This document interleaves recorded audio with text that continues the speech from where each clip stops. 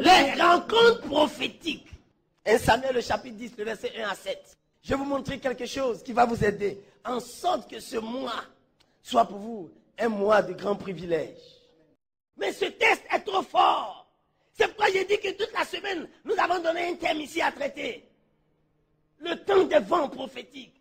Je n'ai pas ouvert ma bouche. Nous avons été bénis de plusieurs manières. Mais ce matin, Dieu m'a montré qu'aucune prophétie ne s'accomplit s'il n'y a pas de rencontre. Pour qu'une prophétie s'accomplisse dans ta vie, la prophétie doit d'abord provoquer des rencontres. Sinon, tu vas croire jusqu'à ta mort. Et on dira que mais, tu as dit toutes ces choses sur ma vie si ce n'est pas réalisé. La Bible nous dit que Saül était en train de rechercher les annales de son père et il ne les trouvait pas. Ils sont arrivés dans une ville appelée Rama.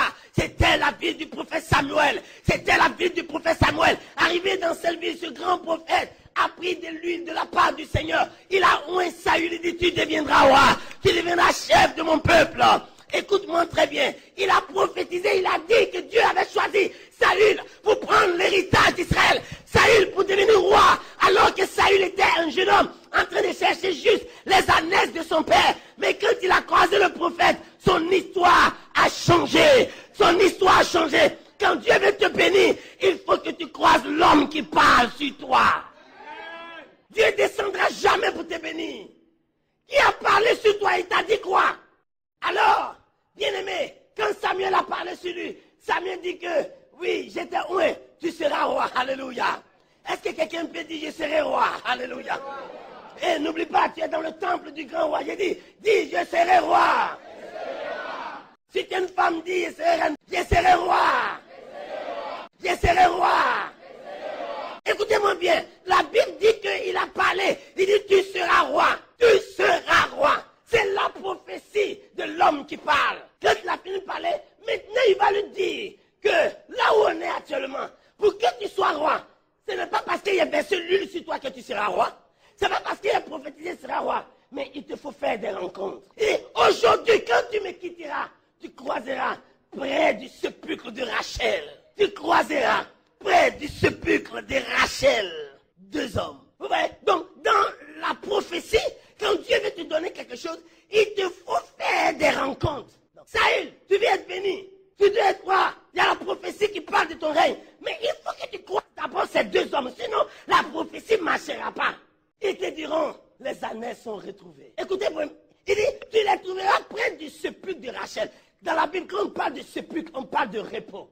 C'est-à-dire que tu vas trouver 2 hommes qui vont t'introduire dans le repos. Écoute-moi très bien. Lorsque Dieu veut bénir quelqu'un, il faut que tu rencontres quelqu'un qui te parlera de paix, de repos, de tranquillité. Tu dois croiser quelqu'un qui va te parler que ça marchera pour toi.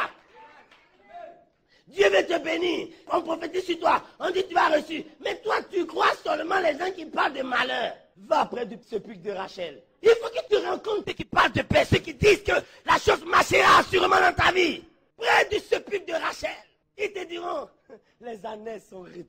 Quand Dieu te parle, ne crois pas que ça s'accomplit jusqu'à ce que tu fasses des rencontres. Est-ce que quelqu'un peut dire, il me faut des rencontres prophétiques?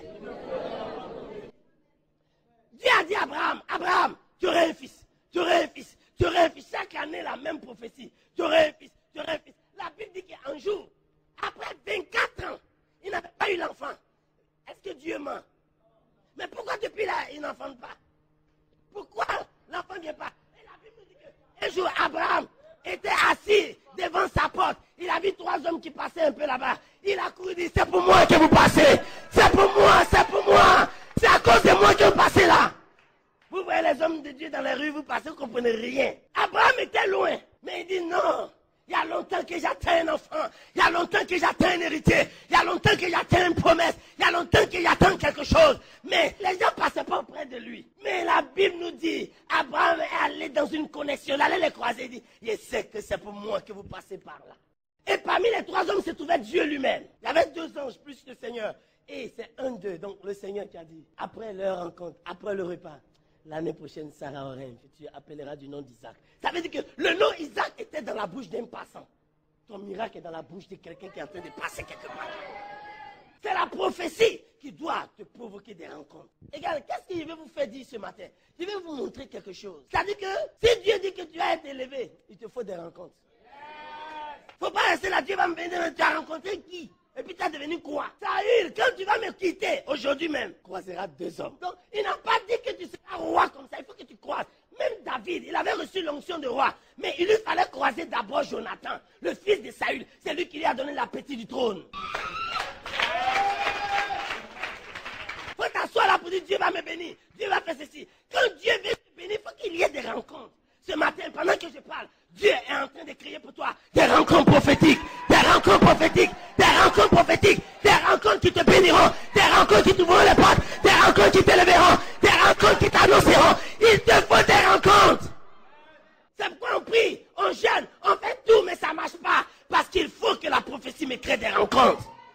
Cette femme avait une perte de sang pendant 12 ans. Elle a tout fait, mais elle dit, oh, on dit, ayant entendu parler de Jésus. Elle dit, ça c'est une rencontre, alléluia. C'est une rencontre qu'il me faut, c'est une rencontre. Et si je peux seulement le croiser, si je peux seulement le toucher, si je peux seulement. Et c'est quand elle s'est approchée, quand elle a croisé, que le miracle s'est produit.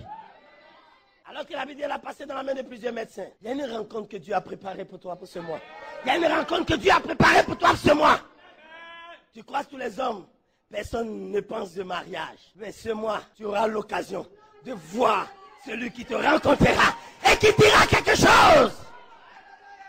Tu croiseras 2 hommes. Donc tu ne vas pas devenir roi parce qu'on a mis l'huile sur toi. Tu ne vas pas devenir roi parce qu'on t'a béni. Tu ne vas pas devenir roi parce que Dieu a décidé. Quand Dieu parle de t'élever, il faut qu'il te crée des rencontres. Saül, quand tu me quitteras, tu croiseras 2 hommes qui te diront les années sont déjà retrouvées.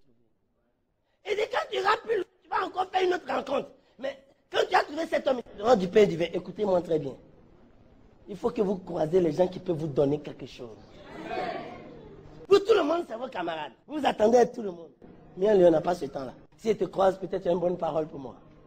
Parce que peut-être il y a un réconfort. Peut-être tu m'apportes la joie. Je ne peux pas croiser quelqu'un s'il n'y a rien dedans.